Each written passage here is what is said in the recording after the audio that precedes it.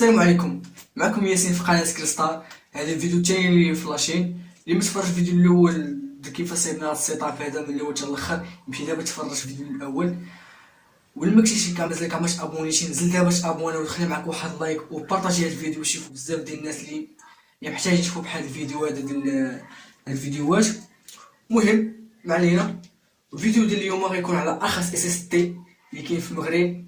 و اس اس تي اللي معنا اليوم هو ام تيك 240 جيجا بثمن 230 درهم. 230 درهم يعتبر ارخص اس اس تي. واليوم نديرو واش يستحق تشريه بهاد الثمن، واش فيه مميزات زوينين. وباش تعرفوا هادشي كامل على هاد الاس اس تي هذا قربوا حدايا. هذا هو ارخص اس اس تي اللي كاين في المغرب، ام تيك 240 جيجا اللي الثمن ديالو 230 درهم، اللي يعتبر الثمن ديالو جيد. والسرعه اللي كيقدم هاد اس اس تي هو 520 ميجا بايت في القراءه او 520 ميجا بايت في الكتابه. واش بالفعل كيقدم هاد السرعه هادي؟ وغادي يساو حتى درجه الحراره. واش كيفوت درجه الحراره 50؟ كان كيفوت درجه الحراره 50 او 60 يعتبر اس اس تي غير جيد، و يقدر يخسر في اي لحظه. مهم كمل الفيديو الاخير باش تشوفوا هاد اس اس تي يستحق الشراء ولا لا. هذا هو حجم اس اس تي مقارنة بديسك دور.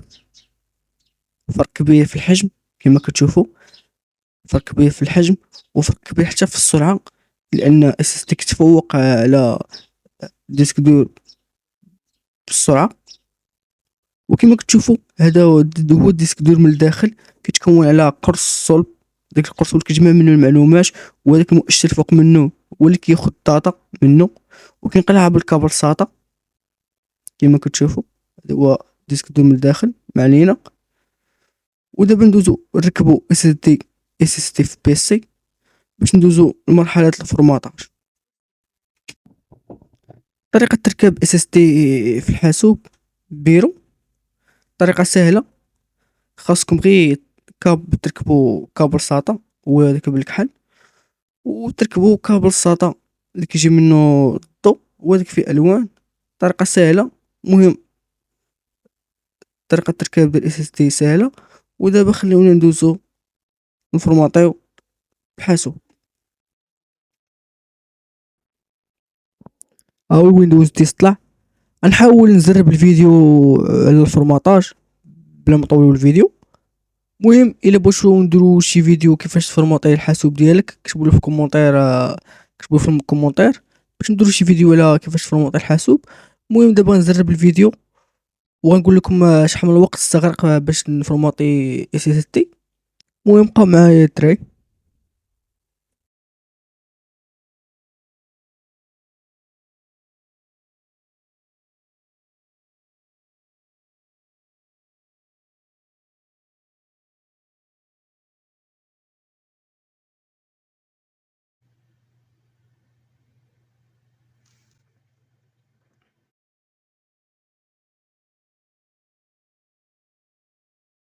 اخيرا نكمل الفورماطاج ديال هذا الحاسوب. الوقت اللي استغرق باش يتفورماطا هو 17 دقيقة باش تفورماطا الحاسوب كامل. حد الان يعتبر هاد اس اس دي مزيان. ودابا غندوزو نثبتو التعاريف ديال الحاسوب ونثبتو واحد جوج برامج اللي مهمين باش نتيستيو اس اس دي. بقاو معايا. اخيرا كملنا جميع التعاريف ديال بي سي. ودابا غندوزو نفحصو اس اس تي اللي عندنا اليوم اللي هو ام تيك اكس 150. واش نشوفوه مزيان، السرعه ديالو مزيانه، ودرجه الحراره حتى هي واش مزيانه ولا لا. وما عليكم باش تيستيو هاد الاس اس تي واي هارد ديسك كما كان، ما عليكم الا تانستاليو كريستال ديسك مارك 8. هذا بروغرام يعتبر لفحص السرعه ديال اي ديسك دور.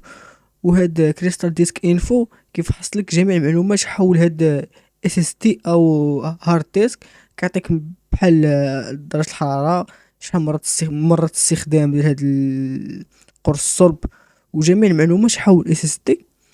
مهم حنايا غنفحصوا السرعه ديال هاد اس اس تي اللي عندنا اليوم. واش مزيان ولا لا. اول حاجه كليكاو عليه، كتكون بحال الواجهه دروي. هذه الواجهه ديال هاد كريستال ديسك مارك كما كتشوفوا، هي الواجهه. هنا كتختاروا ميجا بايت في سكوند. حاجه مهم انا غنختار اس اس دي، وهنايا غنختار واحد جيجا، وهنا ندير جوج واحد كما كانش. المهم حنا نديرو واحد وندير تيستيو. بسم الله. شوفوا سرعه القراءه والكتابه كما كتشوفوا. اخيرا كمل الفحص ديال هاد اس اس دي، وهنا عطانا 270 ميجا بايت سكوند قراءه و 263 ميجا بايت سكوند كتابه. وهذا يدل على ان السرعه ديال اس اس دي متواضعه، ورغم انهم كتبوا لنا في الغلاف ان تقدر هاد اس اس دي توصل السرعه ديال 520 ميجا بايت، كتبوا علينا في الغلاف ديالهم. مهم واخا هكاك السرعه ديال اس اس دي كتعتبر جد مناسبه، حيت ما كاينش شي اس اس دي كيعطيك 500 ميجا بايت الا كانوا شي اس اس دي ماركه مزيانه ومعروفه. وندوزو نفحصو المعلومات ديال هاد اس اس دي. كما كتشوفوا هذه هي الواجهه ديال كريستال ديسك انفو اللي كتعطيك جميع المعلومات حول اس اس دي. و اس اس دي اللي معنا اليوم هو ام تك اكس 150 240 جيجا، اللي الثمن ديالو هو 230 درهم. يعتبر ارخص اس اس دي اللي نصح اي واحد ياخذه. وحالة القرص جيدة 100%. ودرجة الحرارة 33، اللي يعتبر درجة حرارة ممتازة. كما قلت لكم في بداية الفيديو، إلا لقيتو اس اس دي فات 50 درجة أو 60 يعتبر هاد اس اس دي غير جيد، لأن الحرارة حتى هي كتأثر على السرعة ديال اس اس دي، العمر الافتراضي ديالو. مهم هذه الواجهة ديال كريستال ديسك انفو اللي كتعطيك جميع المعلومات. والجميل في الأمر هو كيعطيك عدد المرات توصيل التيار. مثال بحال شحال مرة شعلتي بيسي اللي هو 12 مرة. انا استخدمت بيسي 12 مرة فاش ركبت اس اس دي. وعدد الساعات توصيل التيار، شحال بقيتي خدامة بيسي اول مرة كتركب هاد اس اس دي. 16 ساعة. كيعطيك جميع المعلومات حول اس اس دي. ونصح اي واحد الا خدا اس اس دي او ديسك دور بونوكازيو قديم، نصحو هاد البرنامج باش يعطيك جميع المعلومات، ويعطيك الحالة القرص واش مزيانة ولا لا، ويعطيك حتى درجة الحرارة واش مزيانة ولا لا، وشحال مرة تستخدم هاد اس اس دي. حذر بالنسبة هاد اس اس دي او ديسك دور اللي شريتي. وكنصحكم في هاد البرنامج.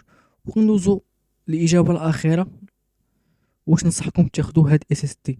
طبيعة الحال ننصح اي واحد ياخد هاد اس اس دي الا كانش عنده ميزانيه قليله ولا اول مره ياخد اس اس دي وما عارفش.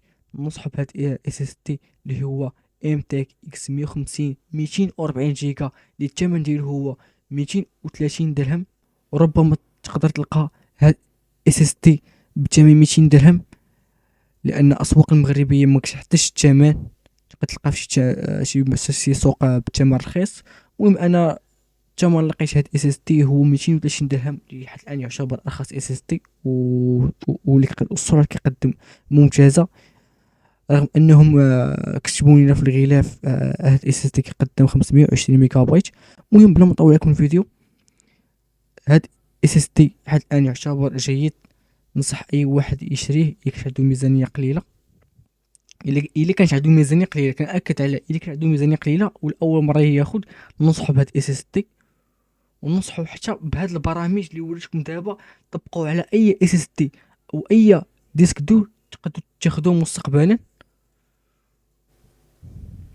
المهم نتمنى دعموا القناه بزابوني، واش بارطاجيو ماكس بارطاج باش يشوفوا اصدقاء ديالكم باش يستافدوا حتى هما. ونتمنى يعجبكم هذا المحتوى اللي كنقدم.